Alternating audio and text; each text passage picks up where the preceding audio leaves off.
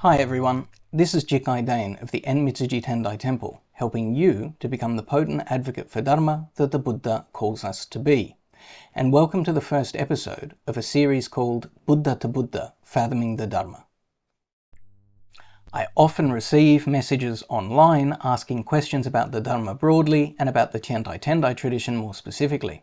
And it's occurred to me that these questions could be answered in video format like this and therefore made available to everyone. And so it's with this Buddha to Buddha series that I hope to provide feedback to some of your questions in a more conversational tone.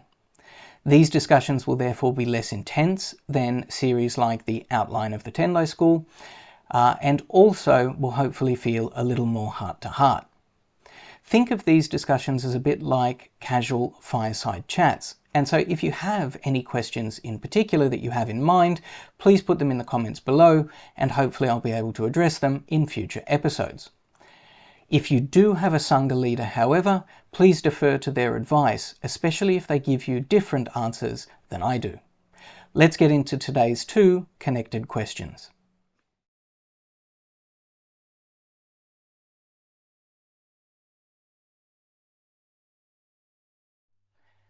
The viewer spells out their questions as follows. So, I've heard that all Buddhas teach this wonderful Lotus Sutra, and we have examples of the Shakyamuni receiving the Lotus Sutra from others in former lives. For example, we have the story of Devadatta as a sage offering the Lotus Sutra to the kingly former embodiment of Shakyamuni in chapter 12. At that time, there was a sage who came to the king saying, "I have the great vehicle in a scripture named the Sublime Dharma Flower Sutra.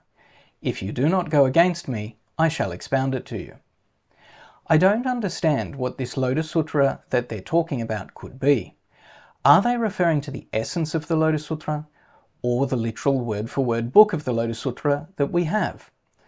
When they say that they have this sutra or dharma, is it referring to every single chapter? Because if Shakyamuni taught the whole version of the Lotus Sutra that we have, then it would be impossible for the Lotus Sutra possessed by ancient Buddhas and sages to have been an exact word-for-word copy of our Lotus Sutra, wouldn't it? For example, how could they have taught the prediction of the Buddhahood of the 500 disciples chapter or the Devadatta chapter when these are Shakyamuni's disciples and relatives? In light of this, when they say that the other Buddhas and sages have this great sutra, do they mean that they have the essence of the Lotus Sutra? And if so, what is the essence of the Lotus Sutra? These are fantastic and very important interconnected questions that get to the very heart of the Lotus Sutra itself. And so with your indulgence, I'll use your questions to speak of many of the things that we find in the pages of the Lotus Sutra that are easy to miss without guidance. Now, your first question asks, if all Buddhas teach the Lotus Sutra, then surely parts of the Lotus Sutra as we know it could not have been in the versions of other Buddhas. This is because many of the tales within our Lotus Sutra speak of persons or events connected with the Shakyamuni Buddha specifically. And then your second question asks, if the Lotus Sutra taught in other times and worlds is different from the version of the Lotus Sutra that we have, then what is this Lotus Sutra that all Buddhas teach? Does it refer to some kind of essence or kernel of the Lotus Sutra that's taught by all Buddhas? And if so, what is this essence of the Lotus Sutra?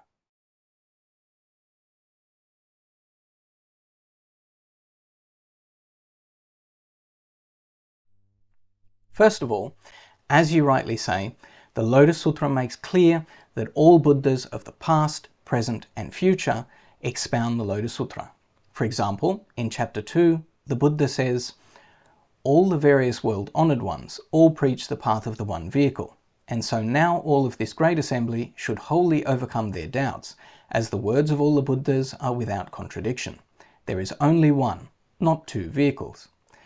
Now, though the words Lotus Sutra do not appear in this quote, it does mention the one vehicle doctrine for which the Lotus Sutra is famous, and it explicitly connects it with the discourse of the Lotus Sutra, because it says that all of this assembly should banish their doubts about it.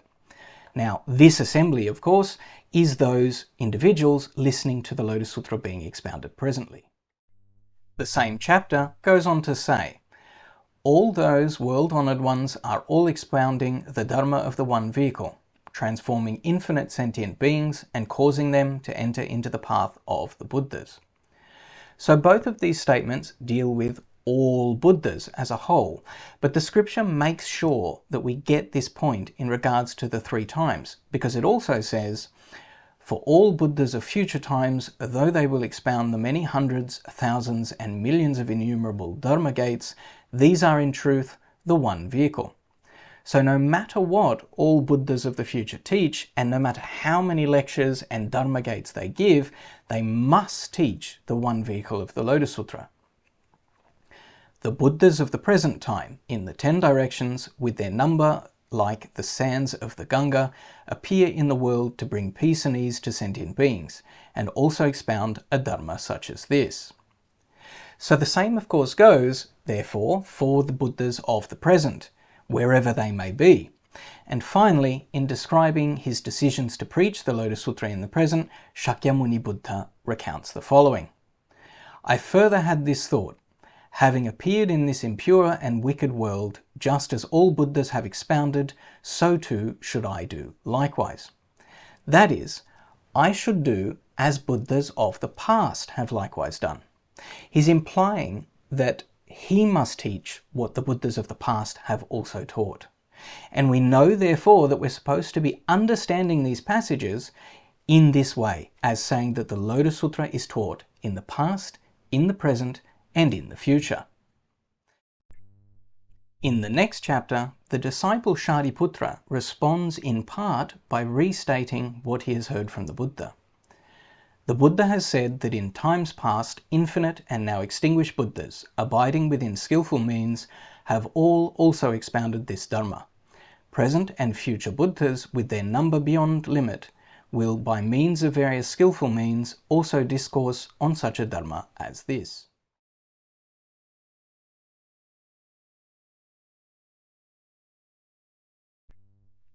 So the Buddha very clearly wished us to know that this Lotus Sutra is taught by all Buddhas in all times and places. And we have seen, of course, that his own disciples listening to the Sutra understood him to be saying this as well. He therefore successfully transmitted this understanding to his disciples. Not all sutras are like this. Some sutras might be taught in one time and place by one Buddha, but not in another. So the fact that the Lotus Sutra is taught by all Buddhas then is supposed to impress upon us that there is something special about the Lotus Sutra among the many pronouncements of the Buddha's lifetime. The scripture goes to great pains to impress upon us how special this teaching is, and for this reason some readers of the sutra come away feeling as if all the text did was praise itself. All this to say that we're supposed to notice that something deeply profound, unusual and special is going on here. In chapter 2, the Buddha says the following. All of you Shariputra, Shravakas and Bodhisattvas should know that this sublime Dharma is the secret essential of all the Buddhas. And then 2 chapters later, the disciple Mahakāshyapa echoes the Buddha's words by saying the following. This Dharma, which is the secret cache of all the myriad Buddhas, is only for the sake of the Bodhisattvas. This understanding of the lotus as the secret essence or secret cache of all the Buddhas has been carefully and lovingly passed down through generations of Indian monks and then on through the Central Asian monks such as Kumarajiva, who famously translated the Lotus Sutra into Chinese. And we know that Kumarajiva impressed this specialness to the Lotus Sutra upon his Chinese students, because his Chinese disciple Sengri opens his postscript to the Lotus Sutra with the following. The Dharma Flower Sutra is the secret cache of all the Buddhas and the true essence of all the sutras. And Chinese monastics refused to forget this specialness as well. They maintained and transmitted it so that 200 years later, the Nanshan Vinaya master Daoxian could open his preface to the Lotus Sutra with the following words. This sublime Dharma of the Lotus Flower Sutra is the root cause for all of the myriad Buddhas manifesting in the world. Now, some viewers familiar with the Tiantai Tendai school may wonder why I've just quoted two masters to demonstrate this transmission that are not part of my own school. And the reason I do this is precisely because they are neither Tiantai nor Tendai masters, and being Chinese, they can't be connected directly with the other Lotus Sutra traditions stemming from Nichiren. They are therefore part of traditions that do not take the supremacy of the Lotus Sutra for granted. They are famous masters with other sectarian and lineage loyalties, and yet they make statements about the Lotus Sutra which would not look strange coming from Tiantai, Tendai or Nichiren mouths. This understanding of the Lotus Sutra's specialness is not, as far as East Asian Buddhists are concerned, a sectarian claim. It has been faithfully transmitted down to the present in many places. And anyone who tells you that you have to be a certain type of Buddhist to feel this way about the Lotus Sutra has an agenda, or worse, they're having themselves on. Indeed, what faithful Buddhist of any school in the Mahayana would be willing to disregard the Buddha himself when he says the following? Shariputra, this is the one great matter for which all the Buddhas appear in the world. All of this to say, dear questioner, that you're quite right to highlight that the Lotus Sutra is taught by all the Buddhas of the 3 times and 10 directions, and this is unique because it is the root cause, the one great matter for which all Buddhas come into the world.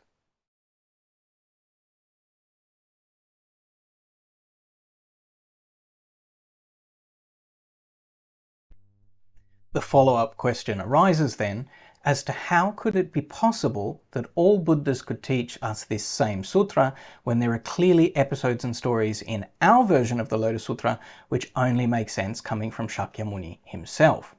It seems very much like we've identified a paradox here which doesn't make sense. But when we turn to the scripture with the name of Lotus Sutra to understand what this special Dharma is, we find that it says something worth lingering on deeply for a moment. The Buddha told Shariputra, all of the Buddha Tathagatas only rarely expound such a sublime Dharma as this, like the Udumbara flower which appears but once. Shariputra, you all should believe that which the Buddha says, for his words are not vacuous. This Dharma is that which is not capable of being measured or discriminated with reflection. It is that which only all the Buddhas are capable of knowing. All the Buddha world-honored ones appear in the world desiring to cause sentient beings to open up the knowledge and insight of the Buddhas and be purified thereby. Shariputra, this is the one great matter for which all the Buddhas appear in the world. This book that I have in my hand is a Chinese copy of the Lotus Sutra. It has a set number of words, pages, verses, paragraphs, and so forth. This book is called Lotus Sutra, and this book is very measurable. I can, with considerable effort, memorize and internalize every word between these covers. And yet the Buddha here tells me that this sublime Dharma is not capable of being measured or discriminated with reflection. He further says that it is therefore something which only Buddhas are capable of knowing. And for this reason, at the bottom of this quote, he refers to this sublime Dharma as being the knowledge and insight of the Buddhas. Now, we often say that Buddhas achieve omniscience, that is, knowledge of everything. And so it's perhaps not surprising to be told that the knowledge and insight of the Buddhas, or the jnana and darshana of the Tathagatas, is something which only Buddhas are capable of knowing. Now, in Buddhist language, this knowledge of everything is called sarvakara jnata, that is, knowledge of all modes, or knowledge of all kinds. In knowing all, the Buddhas are capable of seeing things as they are, in an unimpeded way, and in a sense, this is what we're usually talking about when we distinguish someone from the rest of us by calling them a Buddha. That is, we're talking about their unimpeded knowledge and insight. In Buddhist language, this state of things as they are, which Buddhas are able to see, is called the true characteristic of all dharmas, or shoho jiso in Japanese and zhufa shixiang in Mandarin. Now, the Sanskrit depends on the context. It can be things like tadvasya lakshana or sarvadharmanam dharmata, right? And by understanding all of this context and the relationship between these ideas, we're able to approach passages like the following from chapter 2 of the Lotus and understand that it's impressing upon us the fact that Buddhas see things as they really are. That which the Buddhas have attained is the supremely rare and difficult to believe Dharma. Only a Buddha together with a Buddha can fully fathom the true characteristic of all Dharmas. But returning to the passage at hand, the Buddha here says that this sublime Dharma is not measurable, quantifiable, and not knowable by reflection. Here is the crux of the issue. We're very clearly not talking about a book. Or perhaps more accurately, we're not just talking about a book when we speak of the Lotus Sutra. The name or label, Lotus Sutra, refers to the knowledge and insight of the Buddhas. And this same name is given to this book because this book is where the Buddhas teach the knowledge and insight they possess. In chapter 1 of this book, we are told about a former Buddha expounding the Lotus Sutra, but take a closer look at the description. Having praised and brought joy to sublime radiance Bodhisattva, the world-honored one expounded this Dharma Flower Sutra for a full 60 minor eons. Hopefully, I do not need to read this book out aloud from start to finish in order to prove to you that it does not take 60 minor eons to recite. If you're still not convinced, what about the story of another Buddha teaching the Lotus Sutra in chapter 7? He distinguished the true Dharma, the path of cultivation of the Bodhisattva, and expounded this Dharma Flower Sutra in verses like the sands of the Ganga, that is the river Ganges. Now once again, hopefully I don't need to count every verse in this text in order to demonstrate to you that the verses do not equal the number of sands on the river Ganges. We are not just talking about a book then when we use the term Lotus Sutra. And so when we hear that the Lotus Sutra is expounded by all the Buddhas of the 3 times and 10 directions, we know that we're not just talking about a book, but rather that we're talking about the knowledge and insight possessed by Buddhas which is beyond measure. We're talking about the knowledge and insight which sees things as they are, or which sees the true characteristic of all dharmas. This knowledge is made manifest in the world in a book which carries the same name, and this is our Lotus Sutra. Given that we're making very profound and far-reaching claims about the physical Lotus Sutra and its relationship to the quote-unquote ultimate Lotus Sutra, I don't want you to take my word for this interpretation. As always, I want you to look to the great masters of the past, such as Master Jikai, who personally awakened to the Lotus Sutra to see if what I am saying is borne out by their experiences. In his profound meaning of the Dharma Flower Sutra, the great Master Jikai has the following to say on this matter. This sublime Dharma of the Lotus Flower Sutra is the fundamental ground of reality and the deeply profound innermost cache of the Buddhas. This is why that sutra has a passage which says, "This Dharma cannot be expressed. It is that which the Tathagatas of the 3 times have realized." And this is also why it says, "On first seeing myself and hearing what I said, they were caused to enter the wisdom of the Buddhas." When something is referred to as sublime, this signifies glorification and praise of the Dharma which is beyond conception or expression. Furthermore, sublime refers to the Supreme Sutra, i.e. the physical book, which is the gate to the ambrosia of Nirvana. That is to say, the name Sublime Dharma of the Lotus Flower Sutra refers on the one hand to the fundamental ground of reality and the deeply profound innermost cache of all the Buddhas, and on the other hand it refers to the physical book known as the Supreme Sutra or the King of Sutras. If you're familiar with texts like the Abhidharma Kosha Bhasha of the great Master Vasubandhu, you'll know that he defines the term Abhidharma in an ultimate sense and in a conventional, everyday, mundane sense. In the ultimate sense, he says Abhidharma refers to pure prajna, amala prajna, that is pure wisdom itself.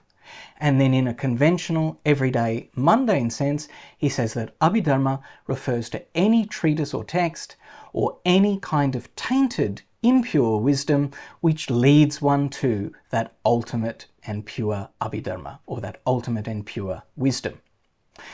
This is something like what we have with the use of the term Lotus Sutra in the text called the Lotus Sutra. Now, it shouldn't come as a surprise to us that the Buddhas and Masters speak about a provisional Lotus Sutra or physical book on the one hand, and an ultimate, non-physical, immeasurable Lotus Sutra on the other. After all, this is exactly how we talk about the Buddhas themselves. Why not the Dharma as well?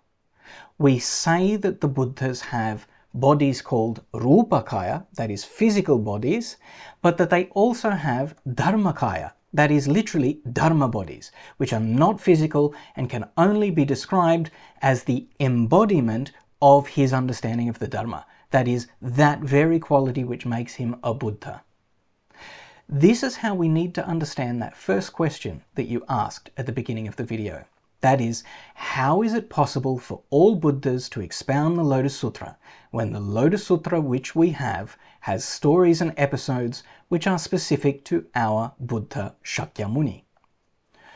All Buddhas have the knowledge and insight of Buddhas, which is beyond expression and beyond conception. And all Buddhas come into the world to teach this to sentient beings. This vision of the true characteristic of all Dharmas is the Lotus Sutra possessed by all the Buddhas, not the physical book per se.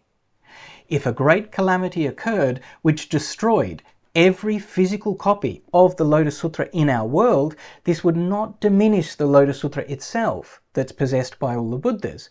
It would merely diminish our access to the Lotus Sutra until another Buddha comes into the world and expounds another Lotus Sutra book for us.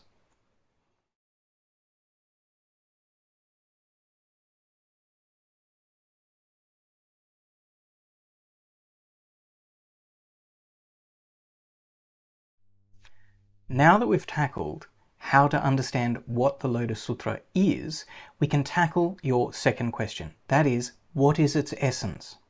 Now, we've talked about a lot of abstract things like the knowledge and insight of Buddhas or the true characteristic of all Dharmas. But what on earth does this mean concretely? What is it that Buddhas have perfect knowledge and insight into? What do they see when they see the true characteristic of all Dharmas, which we do not? Very simply put, it is the following teaching.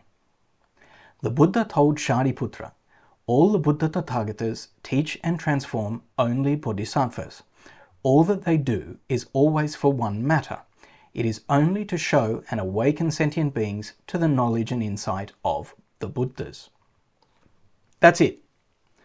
All of the twists and turns of the context that we just unpacked for you, and the subsequent headache that you no doubt have from trying to follow along with it. All of the thousands of words and the ink spilled on myriad pages by Tiantai and Tendai masters over more than a millennium. All of this exists merely to unpack and make sense of this one great matter. For just as the Lotus Sutra itself advises, Shariputra, all the dharmas such as these are all for the attainment of the one Buddha vehicle and the knowledge of all modes. Shariputra, in the worlds in the 10 directions, there is not even 2 vehicles, how much less 3. So what does it actually mean to say that the Buddhas teach and transform only bodhisattvas? It's the radical idea that everyone the Buddha has ever taught, anyone who is listening to us speak these words right now, anyone who hears me say, Buddhas teach and transform only bodhisattvas, is a bodhisattva. No grey areas, no ifs, ands or buts. You are a bodhisattva, period. And so we must ask, what are the consequences of you being a bodhisattva? It means that you and every single being who hears this is a Buddha to be. This, in simplest terms, is what it means to call someone a bodhisattva after all. And so when the quote on the screen says that the one great matter for which all Buddhas come into the world is to awaken beings to the knowledge and insight of Buddhas, it means to cause us to know that all beings are bodhisattvas the way Buddhas know it.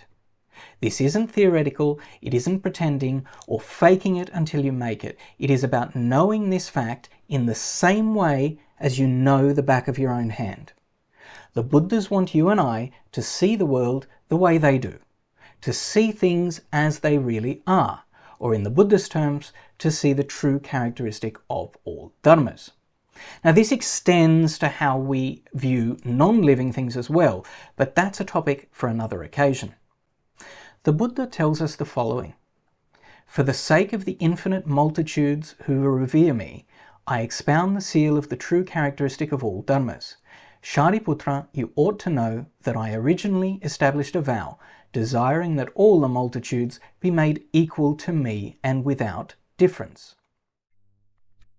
Here he is telling us that at the beginning of his ministry, he made a vow to make beings equal to him and without difference.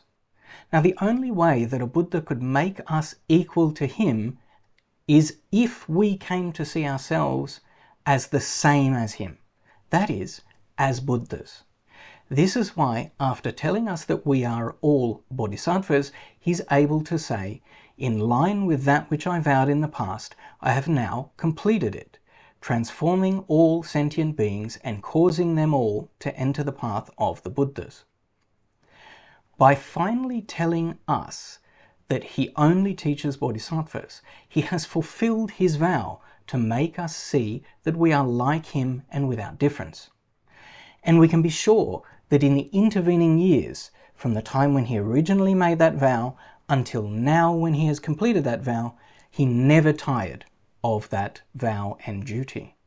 We know this because at the end of chapter 16 of the Lotus Sutra, he famously says, "I always have this thought, how can I cause sentient beings to attain their entry to unsurpassed wisdom and quickly accomplish Buddhahood?"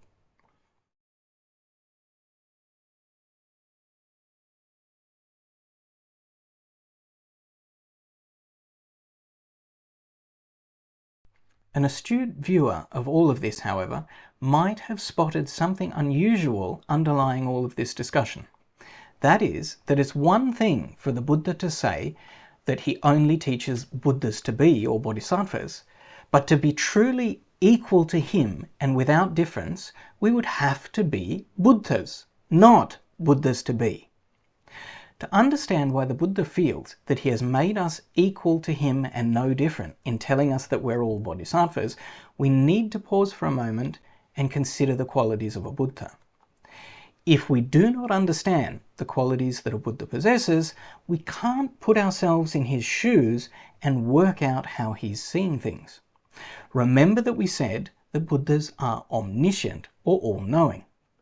Now, one of the kinds of knowledge that Buddhas possess is the capacity to see the past and future lives of all sentient beings.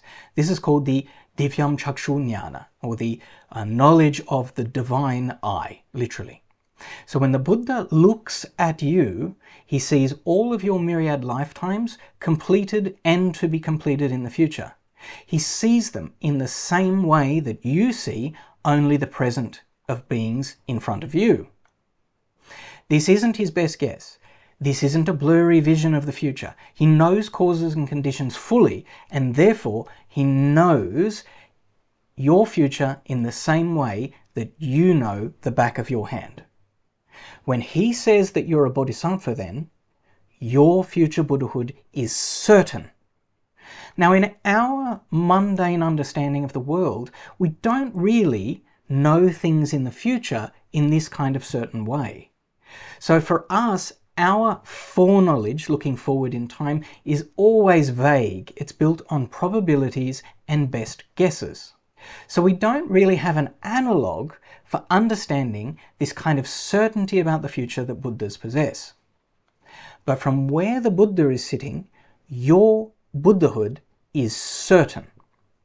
The way the Buddha is certain about the future is the way that you are certain about things that happened in the past. When he looks at you now, he cannot help but see your future Buddhahood in such a way that it is no different to seeing it having already happened. That's how certain it is for somebody like a Buddha who has perfect knowledge of past and future lives. For him then, once he tells you that you're a Bodhisattva, he sees a Buddha. This is why he can say the following, even if it sounds a little bit weird to us. These dharmas are all for the sake of the one Buddha vehicle. All of these sentient beings, hearing these dharmas from all the Buddhas, will all ultimately attain knowledge of all types. As soon as our future Buddhahood is spoken or predicted, our future Buddhahood is locked in as a certainty.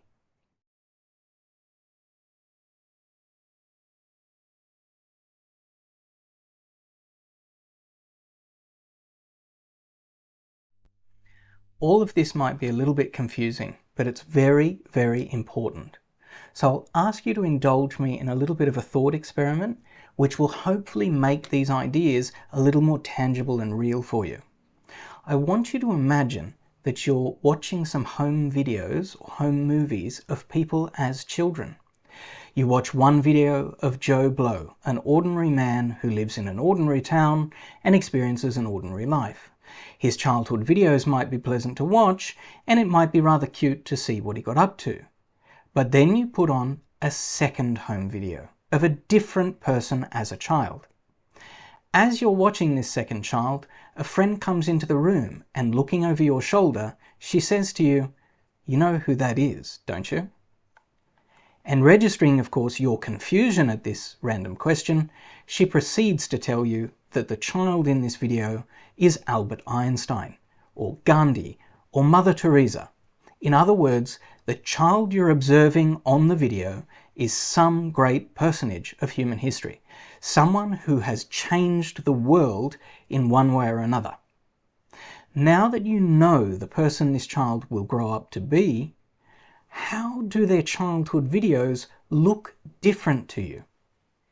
Knowing that this child will grow up to do unbelievable and amazing things, does it change how you think of what you're seeing in front of you? Now that you have the context of who the child will become, how does it recontextualize or reframe the silly antics of the child on the video? And looking at the conversation this child has with a relative on the videotape, how does the knowledge of the person they will become color how you understand what they have to say? This is how a Buddha looks at you. They see the Buddha you will become, and it changes the way they look at you now. This is why the Buddha sees in you now a Buddha, just as you see the great person the child on the video will become. To make us equal to him and no different, we need to be able to look at ourselves, at our own lives, at our own experiences, knowing the Buddha we will become, and see how our lives look different with that frame around it. We need to see not only ourselves in this way, but also every sentient being that we ever meet. How does the lady at the supermarket look different to you now, knowing the Buddha she'll become? How does your grandmother's kindness take on new meaning when you think about her career as a Buddha? Better yet, let's take some negative examples. How does the man who verbally abused you in traffic because you didn't move off quickly enough at the lights take on a different hue when you think about the Buddha he will become? We must see things as they are, to see them as Buddhas see them. We must therefore reflect and meditate upon this over and over again. For all beings, the ones we like, the ones we don't like, the good, the bad, the in-between. No one escapes this contemplation, and therefore the Buddhas refer to this as the Dharma of equality, or the wisdom of equality. This is because in this contemplation we are all equal to Buddhas and without difference. For example, in chapter 2 of the Lotus Sutra, the Buddha says, "My own realization is of the unsurpassed path, the Dharma of equality that is the great vehicle. If I transformed beings by means of a lesser vehicle, even one person, I would then descend into stinginess and greed. This is not possible for a Buddha." This realization of the equality of beings is what Buddhas possess knowledge and insight into. In chapter 11, the Buddha Prabhutaratna, or Many Treasures, praises Shakyamuni Buddha's preaching of the Lotus Sutra. But take a look at the words he actually speaks. "Excellent, excellent. World-honored one Shakyamuni, by means of the great wisdom of equality, you are able to expound the Dharma which instructs the Bodhisattvas, that which the Buddhas maintain and keep in mind, the sublime Dharmaflower Sutra, for the sake of the great assembly. So it is, so it is. World-honored one Shakyamuni, all that you have said is true." I would like you, for just a moment, to imagine what the world we live in would look like if we genuinely lived out this great wisdom of equality. How would we treat people differently, knowing the great beings that they'll become? How would you yourself behave to others, knowing the Buddha you will become is looking back at you in his past? The Lotus Sutra gives us a touching example of what it would mean for us to live from this understanding, as well as the response we might get from those who do not yet see this way of viewing the world. The example it gives us is in the person of the Bodhisattva Never Despise, or Sada Paribhuta. In this way, over many years, he was constantly abused and reviled, but did not give rise to malice. He would always say, "You will become Buddhas." When he would say this, the many people would either beat him with staves, sticks, tiles, or rocks. He would withdraw by running and standing at a distance, and then with a loud voice shout, "I dare not disrespect you, for you all will become Buddhas." This is what it would look like to see all beings as Buddhas. What you may not notice, however, in this story is that this is also what it would look like to live from the understanding that you yourself are also a Buddha. This is because only a Buddha can give a prediction of another person's Buddhahood. Therefore, if this Bodhisattva Never Despise went around telling others that they will become Buddhas, and if he genuinely believed that this was true, then he must also believe that he is a Buddha in the very same way. Otherwise, his predictions of their Buddhahood would be meaningless and false. Those in the story who abuse him, then, are those who don't see all beings as Buddhas. They look upon the Bodhisattva Never Despise and they see only an ordinary person, and therefore they reject his prediction of their own Buddhahood. They think him not to be qualified to make such predictions. After all, from where they're sitting, he is not a Buddha. He cannot predict someone's Buddhahood. He, on the other hand, knows that they are Buddhas because he knows that he is a Buddha. Your compassion comes not by putting yourself down, but by broadening what you think yourself to be. This teaching, which is at the heart of the Lotus Sutra, sounds so simple that we are at risk of taking it for granted.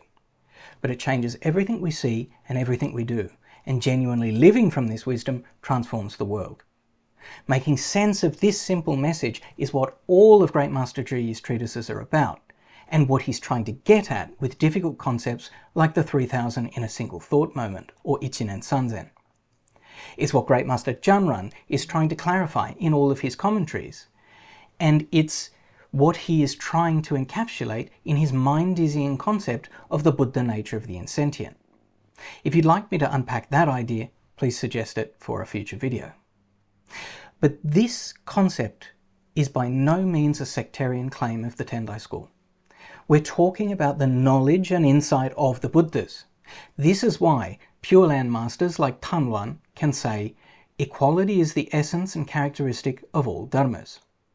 It's also why Yogacaran masters like Kueji can say, the knowledge of the nature of equality is to contemplate all dharmas and the sentient beings of self and other as all being equal and without distinctions. And it's finally also why Huayan masters like Chengguan can say, when we speak of the knowledge of the nature of equality, the first character Ping refers to being on the same level, and the second character Deng refers to being the same. That is, when you take any object as the object of contemplation, then self and other are equal. We all agree on this. Regardless of our school or the lineage in which we train, our job is to see things the way Buddhas see them, and this comes before our sectarian affiliations. In wrapping up our discussion today, let's take a look again at one of the quotes we read earlier. That which the Buddhas have attained is the supremely rare and difficult to believe Dharma. Only a Buddha together with a Buddha can fully fathom the true characteristic of all Dharmas. Now, when we first looked at that quote earlier, it read as though only the Buddhas can understand the way things are. And that would mean, of course, that we ordinary mortals couldn't possibly understand it. But remember, the Buddha has now made us equal to him and without difference. And so the deeper meaning of this passage is that when the Buddha teaches us, he sees us as Buddhas. And naturally, we see him as a Buddha as well. Therefore, when we learn from the Buddha, we are a Buddha together with a Buddha. When you now learn from a teacher who has also been told that he or she is a Buddha, then you and your teacher are a Buddha together with a Buddha. Every time we do this with our Dharma friends, teachers or students, we are once again reenacting the teaching of the Lotus Sutra on Vulture Peak all those years ago. There is no difference. And as long as we can continue to do this, then we can confidently say, his supernatural penetrations are such that for asamkhya kalpas, he is forever on Vulture Peak, and yet he abides in various other places too. Those other places, of course, being anywhere where a Buddha sits together with a Buddha, anywhere we reenact that dialogue. We can also understand from this the genuine depths of Great Master Zhiyi's insight when we read passages like the following. Reciting the Lotus Sutra, Zhiyi arrived at the line which reads, "This is true diligence. This is referred to as offering the true Dharma to the Tathagatas. And suddenly he saw the gathering on Vulture Peak assembled, for they have not dispersed."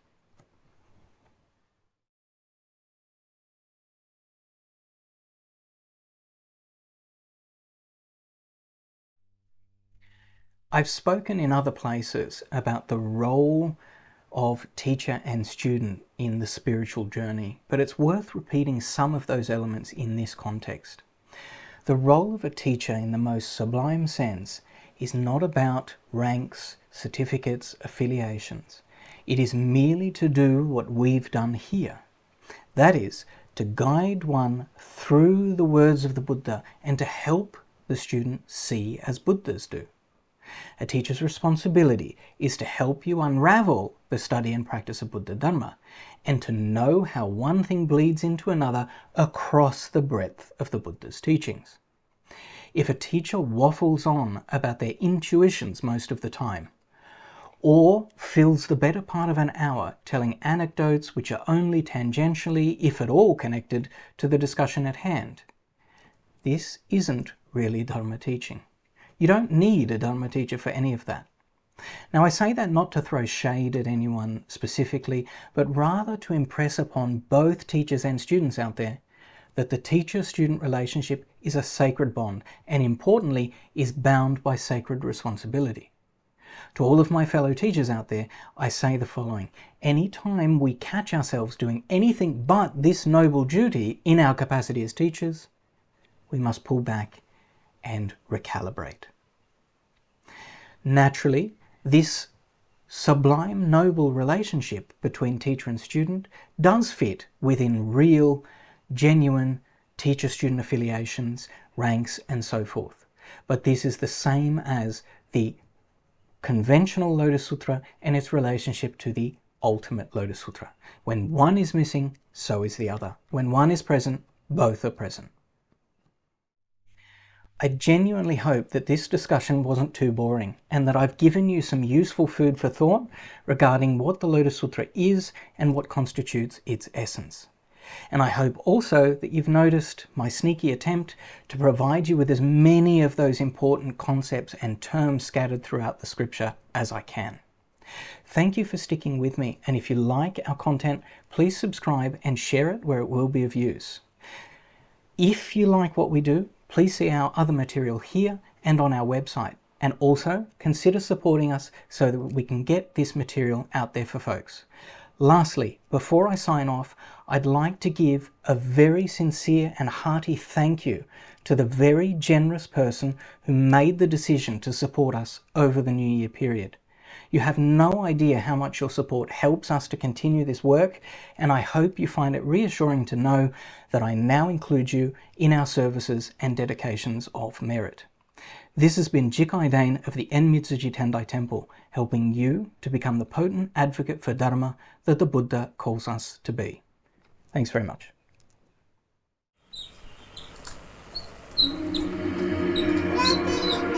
Yep.